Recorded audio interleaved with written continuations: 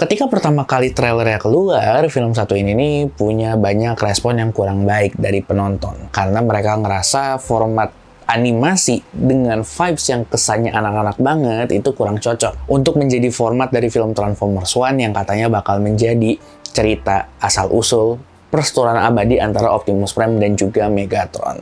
Nah, dan sekarang filmnya udah rilis, pertanyaannya apakah film ini berhasil menyampaikan ceritanya dengan baik?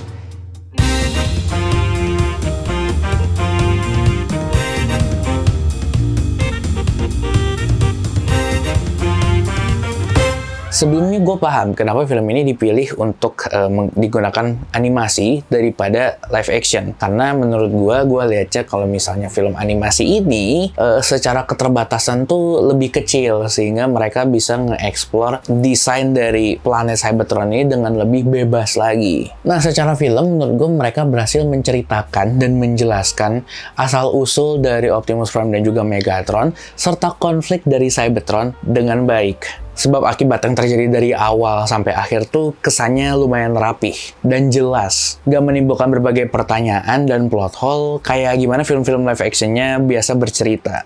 Banyak juga beberapa hal yang dengan enaknya itu diceritakan dan dijelaskan. Kayak siapa musuh utama dari Cybertron, masalah apa yang terjadi di rakyat Cybertron, kemudian gimana sih sistem dan mekanisme dari jabatan Prime ini, bahkan hingga ke gimana sih fungsi dari Matrix of Leadership ini. Dan beberapa dari hal itu adalah bentuk jawaban dari beberapa plot hole yang sebenarnya tersebar di film-film live actionnya. Walaupun ketika nonton film ini, sebisa mungkin jangan pasang mindset kalau misalnya film ini ada kaitannya sama film live action yang dibikin sama Michael Bay. Walaupun film ini secara teknis diproduserin sama Michael Bay itu sendiri.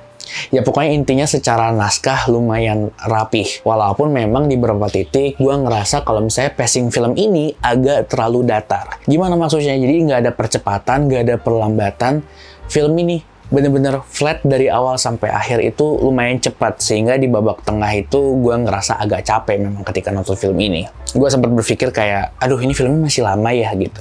Tapi untungnya di bagian akhir tuh sebenarnya secara tensi sedikit lebih meningkat.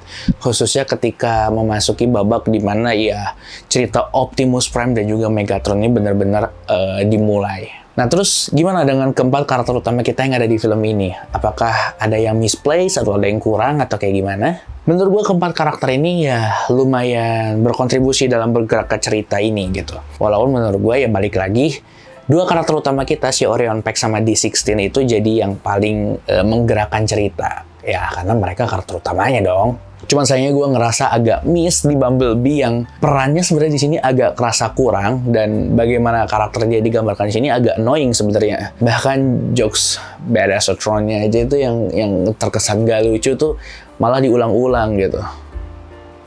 Ya tapi itu anehnya malah bikin gue ketawa sih ketika itu diulang-ulang. Nah menariknya kalau kita lihat lagi secara karakternya, si Optimus Prime, si Orion Pax, dengan si Megatron, si D16 ini lebih dipertegaskan kalau misalnya mereka berdua ini adalah bentuk dari dua keyakinan yang berbeda tapi dengan tujuan yang sama dan serupa. Kita sering disinggung soal itu di media-media Transformer lainnya gitu, termasuk di film-film live action-nya.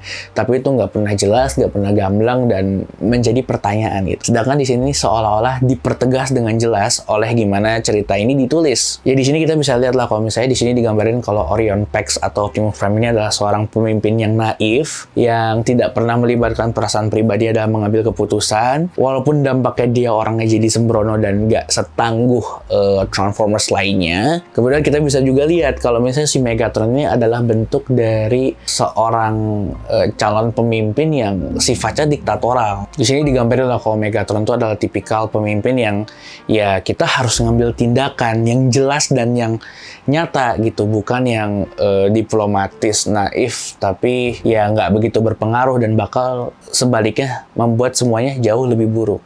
Nah, dan itu semua dituturkan dengan baik. Jadi bukannya kita langsung lihat mereka yang punya sifatnya masing-masing di akhir film, tapi di awal tuh udah dikasih kayak semacam foreshadowing, bibit-bibit dari kepribadian dan idealismenya mereka itu. Ya contohnya kayak D16 yang ngerasa kalau misalnya dengan adanya protokol ya semuanya lebih baik. Ya protokol tuh dalam artian lain apa ya, itu pengaturan diktatoral yang seperti itu. Ya pokoknya dari dua karakter ini, kalau misalnya kalian menonton filmnya dengan baik, gue ngerasa kalian bisa dapat value dan juga nilai tersendiri gitu tentang prinsip hidup, pilihan hidup, cara memimpin, dan sebagainya. Nah, dan yang gue juga suka tuh, yang nggak mau gue lupakan untuk gue sebutkan tuh, ada di musiknya. Walaupun nggak ada melodi ataupun instrumen khas Transformers live action di film ini, gue ngerasa kalau misalnya secara keseluruhan ya soundtracknya ini, gue gak tau gimana mau ngejelasinnya, tapi ada nuansa Transformers-nya di sini gitu.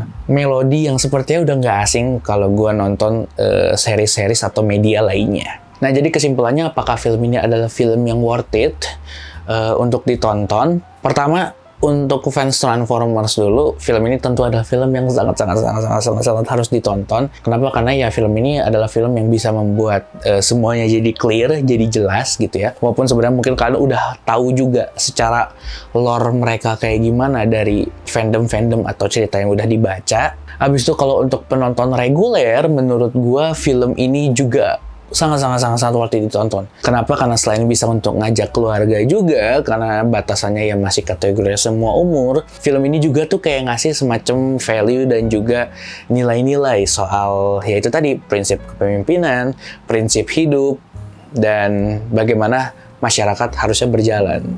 Sekilas mungkin ya film anak-anak, tapi kalau misalnya dilihat lagi, ada semacam bobot di dalam ceritanya. Kayak gitu. Tapi anyway, kalau soal karakter, gue pengen balik lagi ke si Megatron, si D16. Memang di beberapa titik gue ngerasa kalau misalnya film ini nih agak buru-buru dalam memutarbalikan karakteristik dari D16. Memang dari awal udah semacam ada kayak clue yang ditanam, perubahan yang ditanam sedikit-sedikit, tapi memang menjelang akhir tuh kesannya kayak terlalu patah. Yaudah gitu aja review gue kali ini. Gimana menurut kalian? Buat yang udah nonton film ini, langsung aja komentar di bawah menurut kalian filmnya kayak gimana. Dan sampai jumpa di film berikutnya. Dan seperti biasa di channel gue, sebarkan racun.